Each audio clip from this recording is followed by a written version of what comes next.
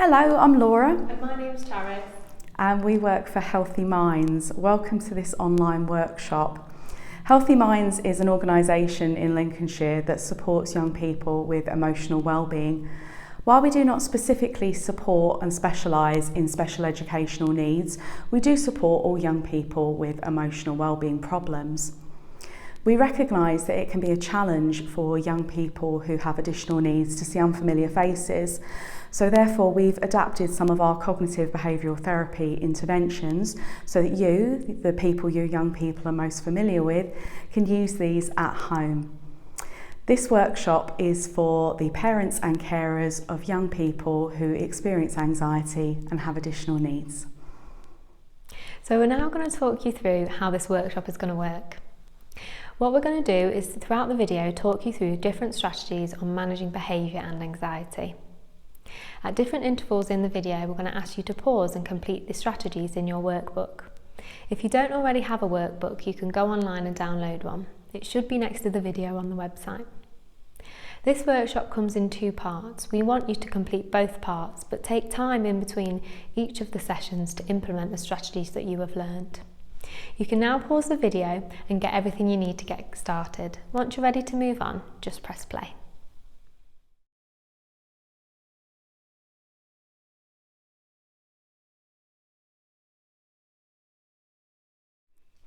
So by the end of this two-part workshop, you'll be able to recognise when your young person is feeling anxious.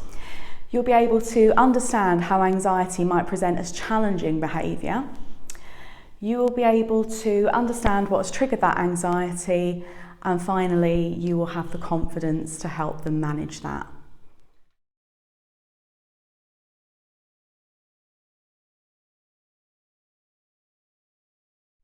I'm just going to take you through a quick overview of session 1. So we're going to be exploring how to recognise and understand emotions, the 5-area model, the fight or flight response, avoidance and habituation, worry management strategies, safety behaviours and sleep hygiene. We're going to be talking you through lots of information throughout this workshop and asking you to complete strategies. So it's best to complete this at a time that suits you and where you'll have no interruptions. If you're ready to complete the workshop now, we'll continue.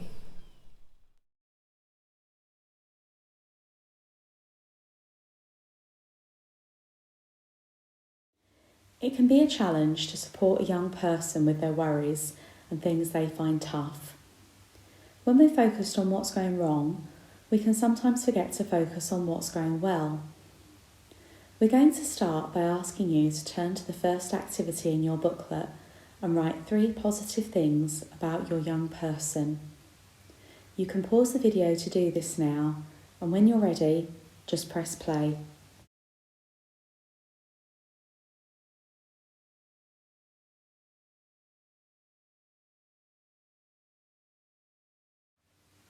Welcome back. We're going to start now by exploring anxiety and worries. Worrying is a natural process. We all worry at times. It's our body's way of saying something is wrong and alerting us to a perceived danger. A certain amount of worry is good. For example, it can help motivate us before giving a presentation. Worry can also keep us safe. For example, worrying about the speed limit or being a safe distance away from the car in front. Worrying can get worse if we have a difficult time. For example, we may worry more and become anxious if we're taking a test soon. Worrying too much can affect you in different ways. It can make you feel tense, it can make you feel tired and impact your sleep, it can make you lose your temper with your family and friends. It can also impact your mood. With as many as 1 in 6 young people experiencing anxiety at some point in their lives, it is very common to have anxiety. It is perfectly natural to be anxious about different things, and anxiety is an emotion, so we may feel happy some days and we may feel a little worried other days. However, worrying too much can interfere with a person's ability to do the everyday things they may want to do. We can't cure anxiety or stop ourselves and our young people from ever experiencing worry, but we can find ways to manage it.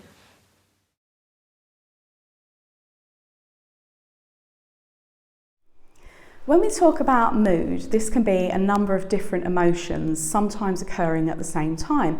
So for example, your young person might be feeling worried, but they might also be feeling angry. The important thing to remember about emotional well-being is that it's on a spectrum. So we're never going to be happy all the time, we're never going to be sad or worried all the time. It goes up and down a little bit like a roller coaster, depending on what life throws at us. It's completely natural to experience lots of different emotions. It's when these emotions start to take over though and affect us, how we function, how we cope with our everyday lives, that we might need some extra support. We all develop our own ways of coping with emotions based on our experiences and our environment. Your young person will have their own ways of coping that they've developed, some of which may be more positive than others. Throughout this workshop, we're going to talk you through a variety of different positive coping strategies that can be used for different emotions, such as sadness, anxiety, or anger, all of which can present challenging behaviours. At the end of this workshop, you and your young person will have a toolbox of different strategies you can use in different situations.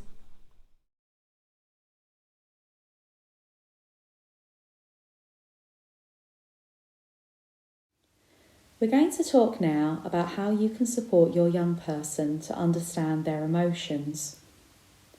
Children can find it difficult to understand what emotions look like, and this can make communication more challenging as they can be confused by your expressions and what you're saying.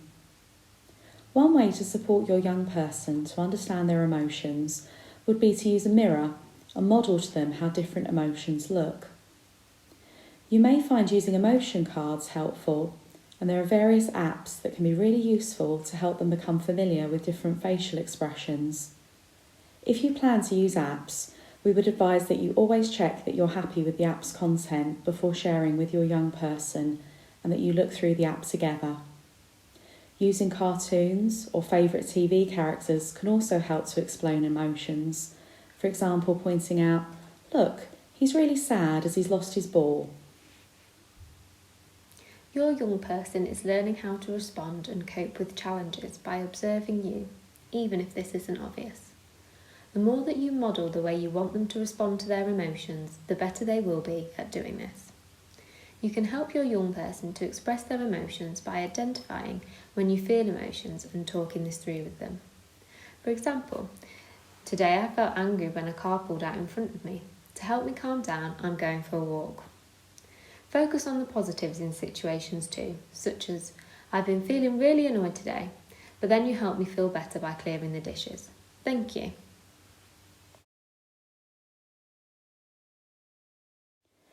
Another way of helping to not only understand emotions, but understand the thoughts, physical sensations and behaviours that are triggered by situations is using the 5-area model. This helps to identify how all these areas are linked. I'm going to give you an example that helps explain this. Imagine being a young person in a classroom and the teacher starts a music lesson. They bring out lots of big, loud instruments and the class begin using these enthusiastically.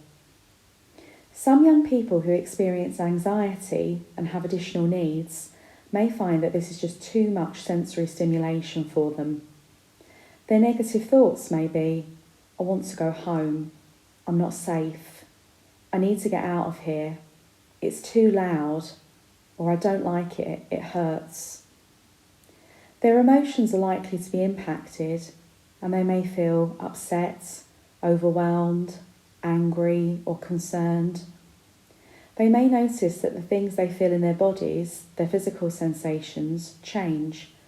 So they may have a churning feeling in their stomach, their heart may start to beat faster, their breathing might increase, or they may feel tense.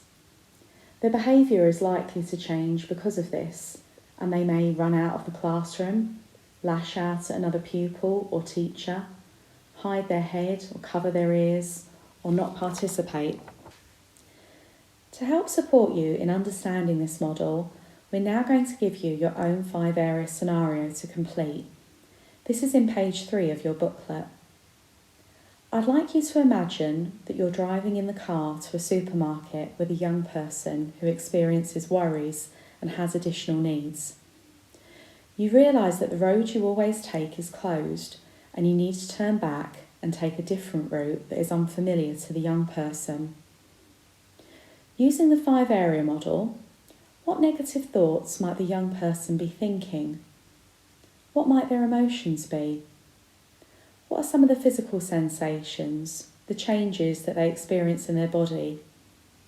Finally, what might the young person do? What would their behaviour and actions be? You can now pause the video and complete this activity. When you're ready, just press play.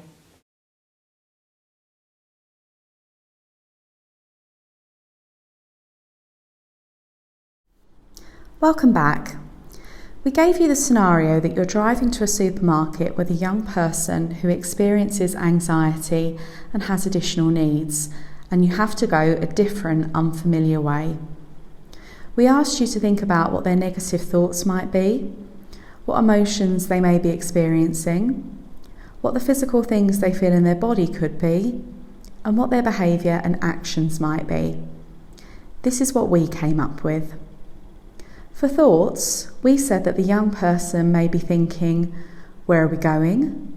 Why are we going this way? I want to go home, and I'm not safe.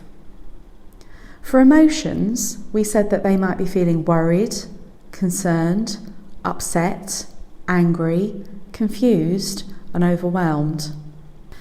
For physical sensations, we said that they may feel their stomach churning, they may shake, their heartbeat and breathing may be faster, and they might feel tense. For behaviour, we said that they may shout, scream, cry, kick the back of your chair. They might try and open the door or run off when you get to the supermarket and refuse to leave the car. This situation may be familiar to you, and you may have experienced something similar with your young person, but all young people are different. So don't worry if you found this difficult because you haven't been in this situation before, or if you didn't get the same answers we did. The more you start to explore how a situation may be impacting on your young person, or your own thoughts, emotions, physical sensations and behaviours, the more this will make sense to you.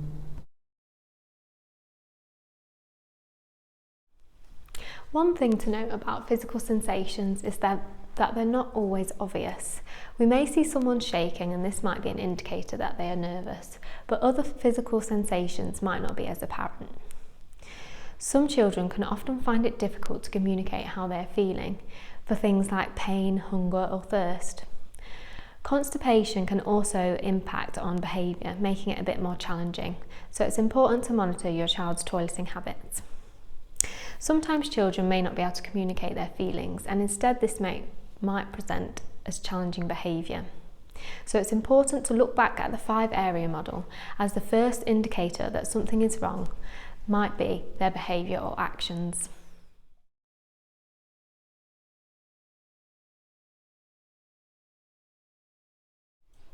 Using body maps can be a great way for you and your young person to help identify where in their body they feel emotions, such as happy, sad, angry, anxious, and where in their body they feel physical sensations such as hunger, tiredness, pain, and hormonal changes. It can be useful to use different colours to represent the different areas to help your child distinguish between them. You have a body map on page 4 of your booklet for you to try at home with your young person. If you want to make this more exciting, you can try doing it on a large paper or old wrapping paper and draw around your young person.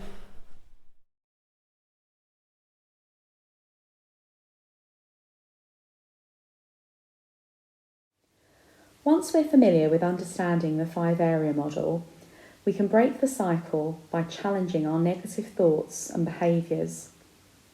When we start to challenge our own negative thoughts, we can start to feel differently, and so we won't feel as many negative emotions or the unpleasant physical sensations in our bodies. We can challenge our negative thoughts by thinking about, what is another way of looking at this? What's the bigger picture? Is my reaction in proportion to the actual events? What advice would I give to someone else? Is this really as important as it seems? Will I feel this way in 1 week, 1 month, 1 year? What will someone I trust say about this situation? Is this always the case? Is this fact or my opinion? Your young person may need some prompting with this and to be reminded of these questions. We all experience negative thoughts at times, and when you start to notice your own negative thoughts creeping in, it's important for you to also challenge those negative thoughts. We would like you to try and complete a thought diary. This information can be found on pages 5 and 6 of your booklet. As you complete this, please think about how you can challenge any of these negative thoughts with the questions we've just been through. Try and create a more positive, balanced outlook.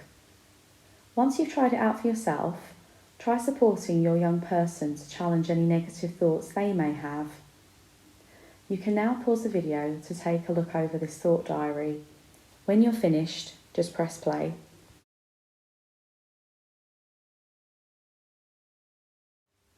Welcome back. We are now going to explain the fight, flight or freeze response. Anxiety is the body's way of responding to a danger. When we feel like we are in danger or we feel threatened, our body triggers the fight, flight or freeze response, or FFF for short. Our brains can often misinterpret everyday situations which we should not be afraid of, such as taking a test or giving a presentation, as a threat, and this falsely activates FFF mode. This response causes adrenaline to be released. Adrenaline makes the body systems speed up, diverting blood towards the big muscles, preparing us to attack, fight, or escape, flight, creating physical sensations in our body and exacerbating the anxious feelings. Sometimes we can misinterpret these symptoms as something bad is happening to us, but they won't hurt us. The fight or flight response was made to deal with feeling of fear in our lives, but it is much more likely to be triggered by our own thoughts and worries.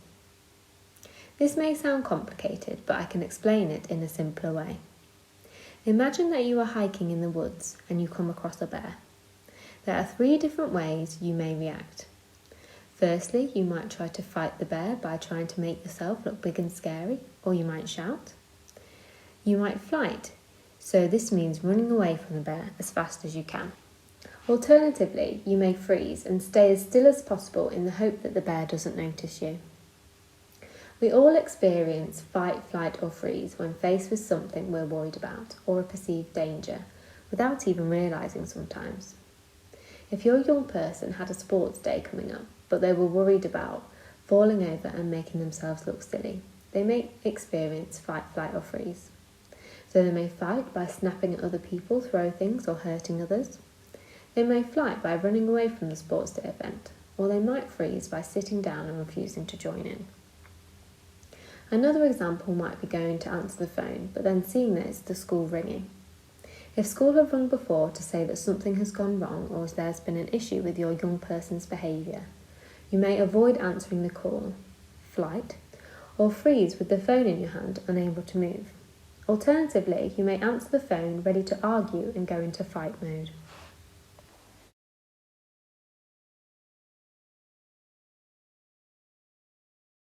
One of the many ways both adults and children try to manage anxiety is to avoid the situation or object altogether, to keep running from the bear.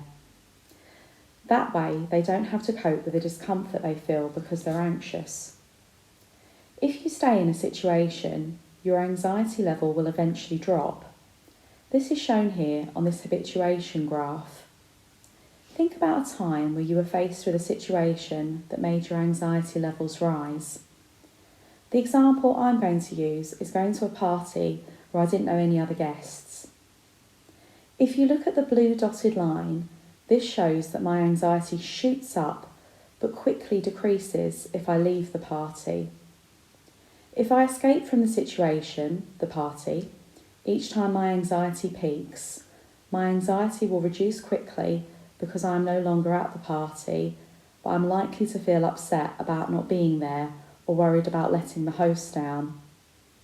If I was to stay in the situation, staying at the party, which is represented by the red line, I will still feel anxious, but over time my anxiety levels will reduce. They may increase slightly if someone I don't know talks to me, or if I have to ask where to find the toilets, for example, but they will reduce the longer I stay in that situation at the party. The important thing to remember is if I leave a situation right away, I will always feel anxious about that situation. However, if I sit with the uncomfortable feelings I have, I will eventually feel less worried. Therefore, we need to develop skills and learn ways to manage our worries.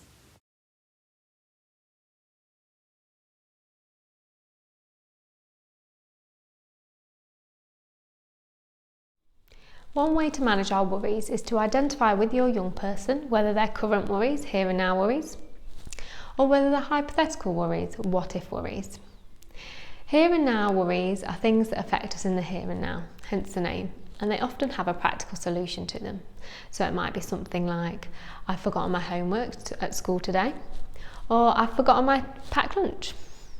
What if worries are things that might affect us in the future, or things that we don't know will ever happen. These don't have practical solutions to them, and with these we need to try and use worry time and let them go. We'll talk about this later on in the workshop. Examples of what if worries are, what if I get really ill? Or what if a friend makes fun of my new haircut? We would now like you to try a worry sorting activity with some worries children may experience. You can complete this on pages 7 and 8 of your booklet.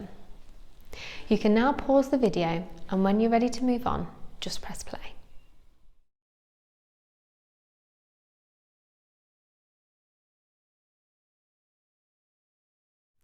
Welcome back. So before the break, we gave you the activity of sorting the different worries into whether they are here and now worries or what if worries, and I've got the answers for you. So for the here and now worries, we had, I've forgotten my lunch, I've fallen out with my friend and I want to sort it out, my earphones have stopped working so I can't listen to music, I promised my parents I would tidy my room but I don't have time, I'm stuck on my homework and I don't know where to start. These are all worries that we can do something about. For the what if worries, and you might have spotted that they all tend to start with or have the phrase what if in them, but not always. I have an exam, what if I fail? What if my friends fall out with me? What if people laugh when I walk past them at the school gates? What if I get really ill? I've been invited to a party at the weekend. I don't know many people. What if no one likes me? Now, don't worry if you didn't get all these right the first time. Learning new skills takes practice, and of course, practice makes perfect. We're now going to next go on to an activity that talks you through what you can do with the here and now worries.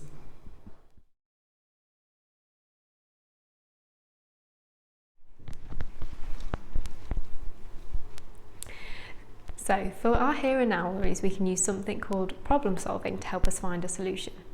Problem solving has 7 steps, and I'm going to talk you through an example now to show you how to use it. So step 1 is to identify the worry you want to focus on. My worry today is going to be that I've forgotten to take my packed lunch to school. Step 2 is to explore all the different solutions possible. When doing this with your young person, encourage them to think of all the solutions they can, even if they're a bit silly. So the solutions to my problem that I've forgotten my lunch might be that I'll ask my friend if I can have some of their lunch. A second solution could be that I'll ring my mum and ask if she could bring my packed lunch in. A third solution could be that I talk to someone at school, such as a teacher, to see if they can help me. And the last solution could be that I just not eat at all. So step 3 is to look at the strengths and weaknesses of each solution. So my first solution was to share some of my friend's lunch, which would be good because I would get to eat something. However, my friend might go hungry because they've not had all of their lunch. My second solution was to ring my mum and see if she can bring my lunch in. This could work, however my mum is very busy at work and she might not be able to come to school, and I also might get told off for being on my phone. My third solution was to talk to someone at school, such as a teacher. Now this could work because school might be able to help me put money on my lunch account, or they might be able to get me some food from the canteen.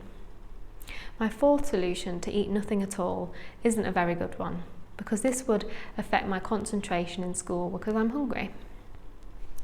Step 4 is to select the solution you want to try first. So I'm going to select the solution of talking to a teacher or someone in school to see if they can help me.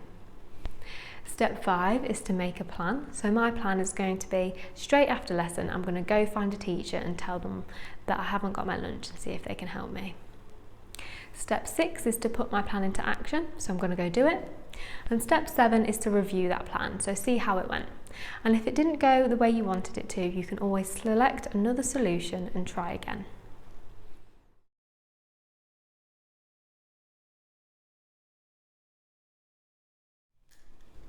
We're now going to give you your own scenario to complete in your booklet using problem solving. So the scenario is your young person has gone to school but has forgotten their homework. Now, using steps here of 1 to 5 of problem solving, we want you to use this in pages 9 and 10 of your booklet to work out what your young person could do. You can now go away and complete this activity, and when you're ready, just press play.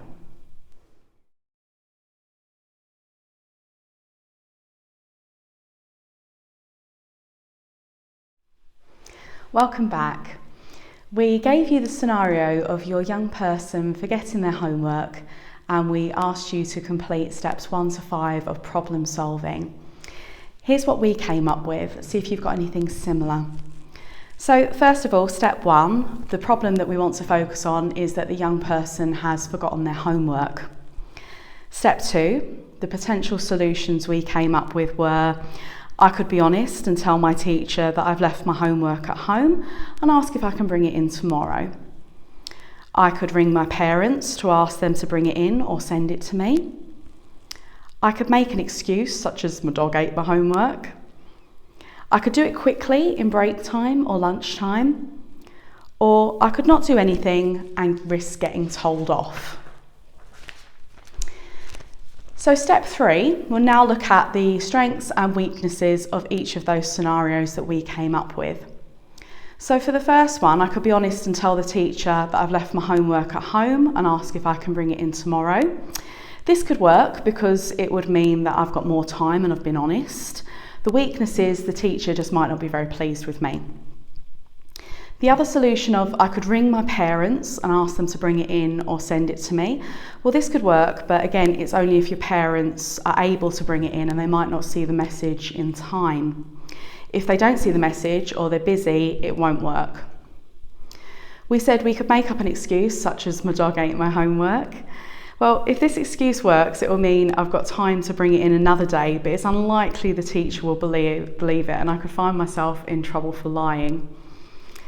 I could do it quickly in break time or lunchtime. Well, this could work well and I might be able to complete it in the break, but it might not work because I might not have enough time during break to complete it, and it will mean I won't be able to have a drink, have something to eat maybe, or spend time with my friends.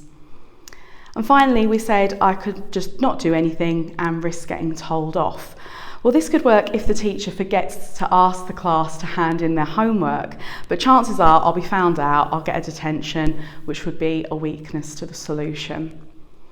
So for step 4, we now select the solution that we're going to use, and the solution we chose was I'm going to be honest and tell the teacher that I've left my homework at home and ask if I can please bring it in tomorrow. So step 5, I'm going to make a plan of how I'm going to do this. So my plan is that right at the beginning of the lesson, I'm going to go up to my teacher, apologise, explain that I'm sorry, I forgot to bring the homework in, please can I bring it in tomorrow?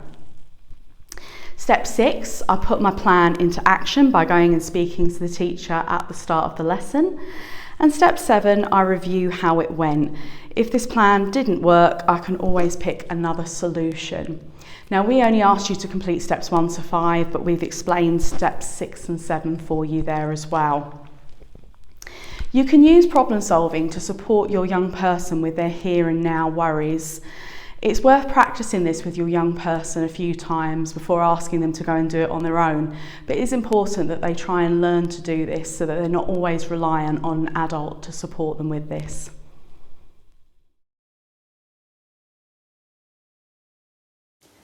Another strategy we're now going to talk through is called worry time. This can be useful if your young person worries for large periods of the day, or if they have lots of what-if worries that they want to acknowledge and discuss. Worry time works by condensing the amount of time your young person worries for by asking them to only think and discuss their worries during a set time. This is called worry time. Set a time limit for about 15 to 20 minutes when you will do this. For children who like routine and structure, it can be helpful to have worry time roughly at the same time each day. Early evening is best, and not just before bed, as talking about worries may disrupt their sleep or bedtime routine. Ensure that there are no interruptions, so no TV, no text messages, phone calls or siblings interrupting. Sit with your young person and go over the worries they have had that day. If they have a worry and it's not worry time, they can acknowledge that they have this worry. They can write it down and put it away until it's worry time. Some children like to use an old shoebox to put their worries in, or an envelope. If your young person comes to you with a what-if worry and it's not worry time, remind them that they need to put that worry away by saying, "Sounds like you have a worry. Let's put that away and talk about it during worry time." After your young person has completed worry time, they should do something enjoyable or something that will distract them and take their mind off their worries.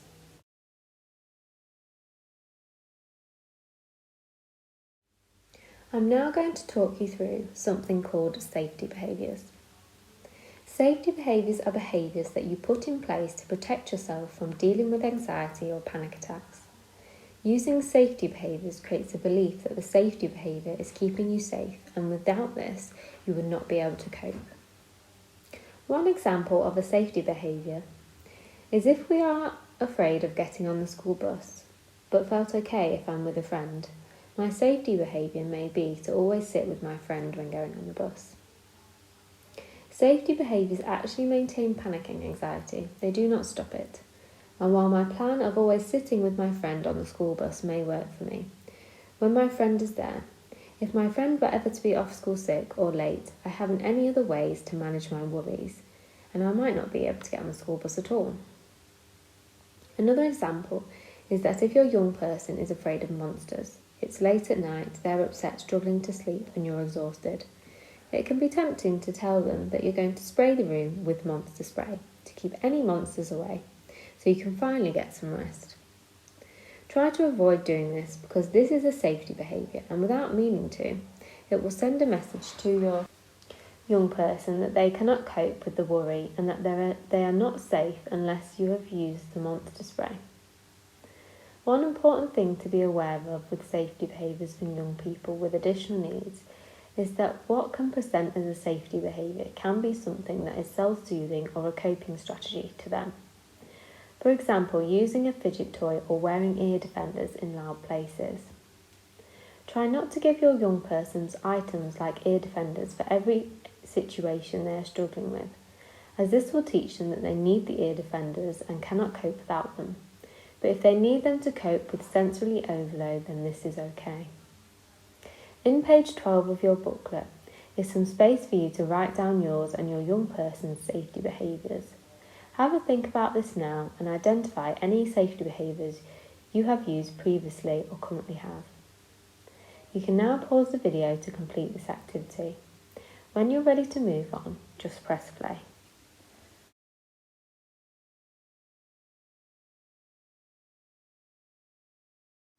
Welcome back. We hope you're able to identify some of your own and your young person's safety behaviours. It's important to reduce safety behaviours because they make us think that we cannot cope without them when we actually can.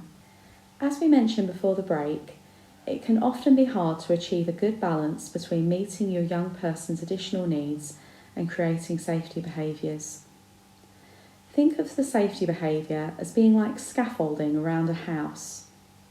We use scaffolding to keep the house safe and stable, but eventually the scaffolding will need to be slowly removed as improvements are made to the house. This is the same for your young person and safety behaviours. It is important with any safety behaviour that you remove it gradually, as this will give your young person time to adapt without it and find some alternative positive coping strategy if needed. We have just talked you through safety behaviours. Another important thing to be aware of is something called sleep hygiene.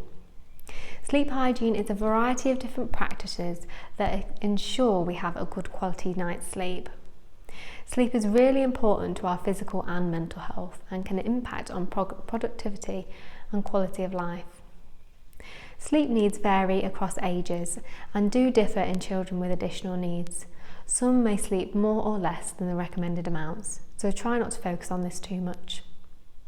You can see the hours of sleep needed for different age ranges on this table. We'll give you some time to look at this now.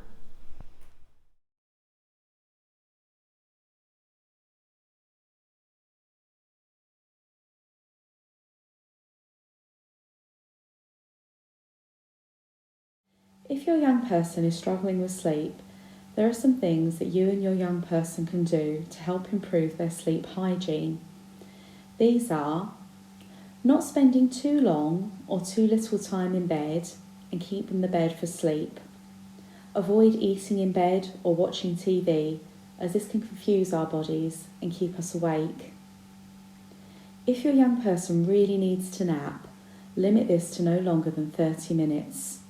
It's important to remember that napping does not make up for a poor night's sleep. A short nap of 20 to 30 minutes can help improve mood and alertness if needed. Aim to avoid stimulants close to bedtime, as stimulants like caffeine can make it difficult to get to sleep. Rich, spicy, fried or fatty foods and citrus fruits can cause indigestion in some people, which makes sleep that bit harder. Exercising helps to improve sleep quality and doesn't have to be strenuous. Walking or cycling are fine. Be aware that some people find that exercising too close to bedtime can leave you pumped up and awake, which makes it harder to sleep. Having a good sleep environment helps too. Comfortable mattresses, pillows, duvets, and a cool room all help with sleep. Lights from lamps, mobile phones and the TV can make sleep difficult. Ensuring that we also have some exposure to light during the day and that it's dark in their rooms at night is also important. Blackout curtains can help with keep lights out of the bedroom. Some young people like to have a night light, and this is fine as long as it's not too bright and disrupting their sleep. Finally, having a solid, good bedtime routine will also help improve sleep. A regular nightly routine helps the body to recognise that it's time for bed.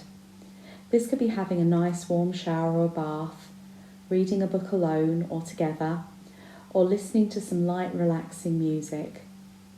Aim to avoid any challenging conversations that may cause upset so close to bedtime, and as we mentioned before, avoid using worry time before bed.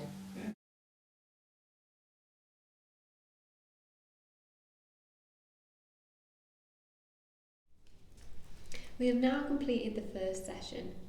We have given you lots of information and advice throughout this workshop, and we would like you to take some time to digest that information. So maybe take about a week to try out some of these strategies before starting the next session. There's also a feedback survey monkey next to this workshop. We'd really appreciate it if you could complete it, as your feedback is really important to us. There will also be one after the second workshop. Thank you very much for taking part today, and we'll see you next time.